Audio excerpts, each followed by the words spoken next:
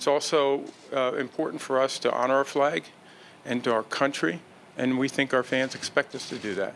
And so that is something that we continue to focus on this morning, but really talking a lot about the opportunity that exists with our players to try to go and really make a difference in our communities in a positive way. So I'll let you take questions. To your statement yesterday, the president this morning tweeted that both you and the league have disrespect for the country. Is he wrong about that, and if so, why? Well, as I just said, we respect our country, respect our flag, we respect our national anthem. I think you look at our clubs and what they do on a daily basis. You look at our players and what they do and how they participate in that. We all feel very strongly about our country and our pride, and we're going to continue to do that. How can you allow the president to bully the National Football League when January 8, 2015, on May 11, he himself expressed support for flag burning? So it doesn't make any sense. Listen, I understand we're focusing on what we can do and what we should be doing as an NFL. I think we have a great opportunity here with our players to really work together and to try to help and make differences in our community. Things that we all believe are necessary to do. And that's what we're going to continue to do. In the game operations manual, the players should speak on the field for the national anthem, should stand at attention, hold their helmets in their hand. It's not a rule, but it's in the policy. So why not make it a rule? Since fans seem to want it, ratings seem to be down because of protest. Why not make it a rule? Well, I think one of the things we need to keep a focus on is, again, we believe that our players should stand for the national anthem. That's an important part of our game and our moments, and we believe in that. I think we also have to keep focus on this. We have about 6 or 7 players that are involved with this protest at this point. And this is something that what we've tried to do is deal with the underlying issue and understand what it is that they're protesting and try to address that matter. And so let me finish, if you can. So the important thing for us is to be able to do that and take that opportunity to make real differences in our community. And that is really what's going to ultimately be the important aspect for us long term, because this is a long-term issue. We need to make sure we do that in the right way. Would you agree that the image is suffering because of it? I understand where our fans feel about this issue, and we feel the same way about the importance of our flag, about the importance of patriotism, and I believe our players feel that way.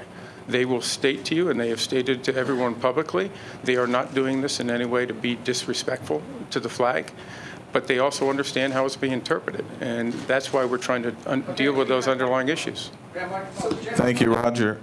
Jim Trotter here, ESPN. I don't know where you are, Jim, right here, in the middle, yes. Right here.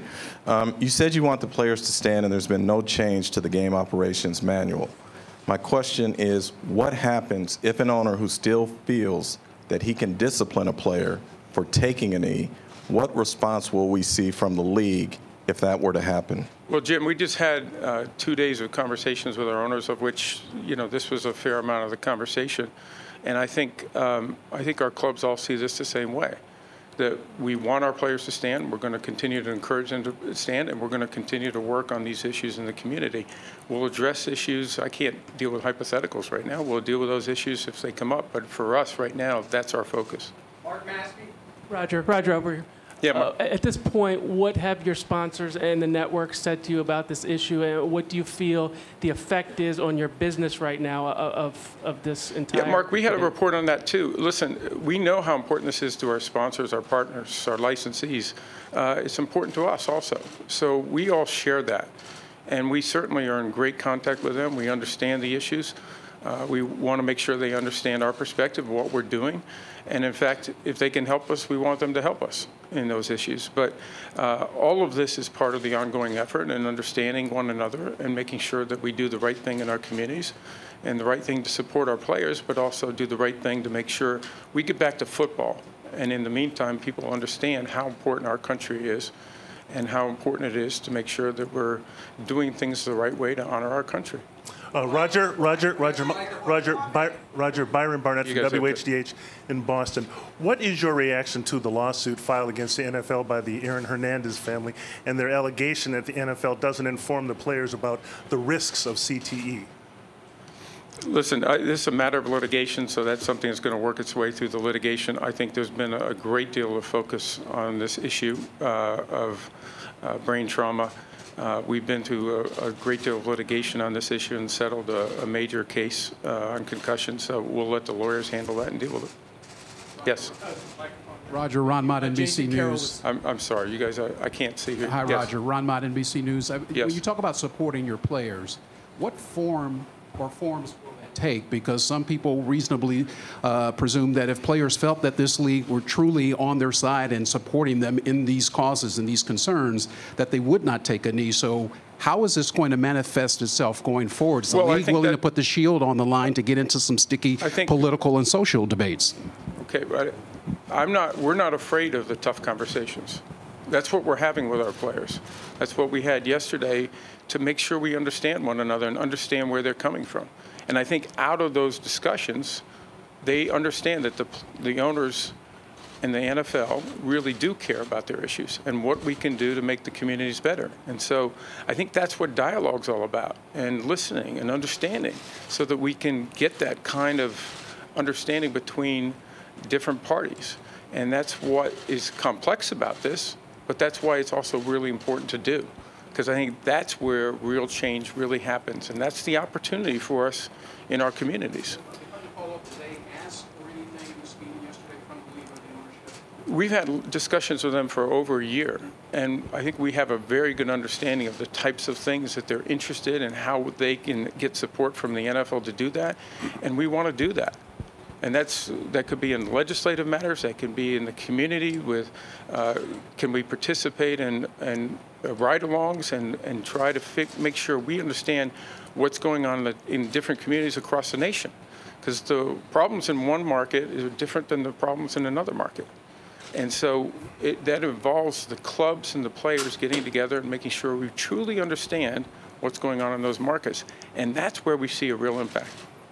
All right, Roger Connell, McShane with the Fox Business Network, and I do want to ask you a business-related question to the league. One of the things we've seen in the polling this week, Gallup had numbers that showed the popularity of pro football started to come down, but they also show there's a big political divide, whereas Republicans identifying as pro football fans down 15%, Democrats only 3%. So it doesn't directly speak to the anthem protests, but what's your reaction to those numbers, and what, if any, steps can be taken to reverse that trend?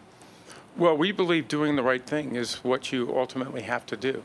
And I think listening to our players, understanding our players, trying to address those underlying issues, and making our communities better is where the real opportunity is. And that long term is going to benefit us. And so that's what our focus is, and that's how we're going to deal with it. What about that split, though? That split between the parties, the political. I don't think that surprises anybody. What we're trying to do is stay out of politics. We're not looking to get into politics. What we're looking to do is continue to keep people focused on football. Commissioner, you so said, people come. Commissioner, you've been talking about, you just said, yes. Ma'am, just a second. Thank you. Commissioner, as you've said, you've been in discussions now for over a year, more discussions over the past day and a half or so. Realistically, can you tell us and tell the American people how closer you are today to resolving this? Well, I think the fact is that we have about a half a dozen players that are protesting.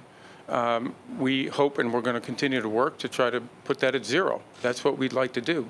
But we want to make sure that we're understanding what the players are talking about, and that's complex. And we've taken the time, I personally have taken the time to go on those ride-alongs and to go and figure out what are the things in our communities that our players are expressing. And our clubs have a much better understanding of that from the meetings over the last several weeks, to hear directly from those players and do the tough work to try to understand what is it we need to accomplish together. And that's what I think is really the opportunity and what's really happening. So, yes, Judy, I see that. I can't hear you, Judy. I'm sorry.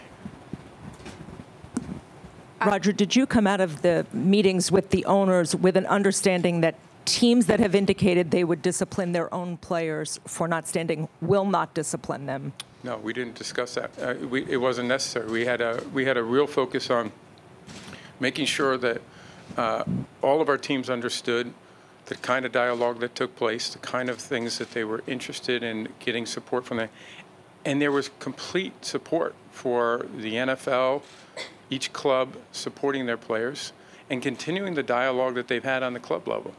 I would tell you there's unprecedented conversations and dialogue going on between our players, between our owners, between our club officials, between the league.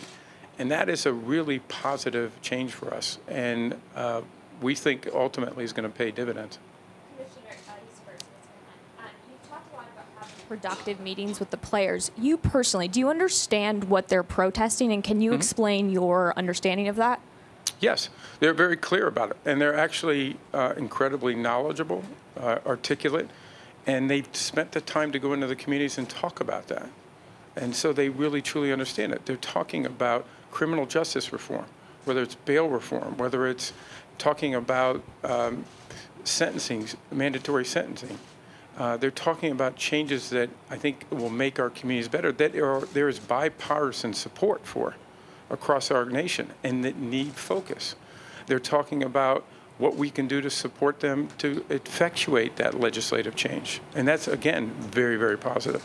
They're talking about equality issues, making sure that we're doing everything we possibly can to give people an opportunity, whether it's in education or economic, and what we can do to try to effectuate that. And we believe with the players that we can help them, we can support them, and those are our issues, national issues, American issues, that are all important to deal with. Was there Roger. Last question. Roger, hey, two-part question here. Number one, have you communicated? Taking two questions? Do you mind? Have you at all communicated with President Trump? Do you have any plans to communicate with President Trump? Second question is a football question. Pace of play. How happy are you with just the fact that it seems like the games are going quicker this year? Yeah. I have not, to your first question. To the second question, we're very pleased with the pace of game changes. We've seen, in particular, what I call the double-ups, and that bother me so much on the commercial format. We've seen, I think it's close to a 90% reduction in that this year, which I think is good for our fans. I think it's good for the experience of watching an NFL game, whether you're in the stadium or on television or on another platform. And we said all along this wasn't about reducing the length of games, it was the pace of the game. And so the 40-second clocks, as an example, that we put in after the point after touchdown and after the touchdowns have had a real impact. Centralizing replay and bringing the Surface tablet to the sideline so the official can do it. All of that's sped up what we consider downtime, time that's not, we don't believe is attractive to our fans. So we're happy with it. It's only 6 weeks. We've got a long ways to go, but we're continuing to see what we can do to keep pushing that because we believe that's good for the experience. Okay.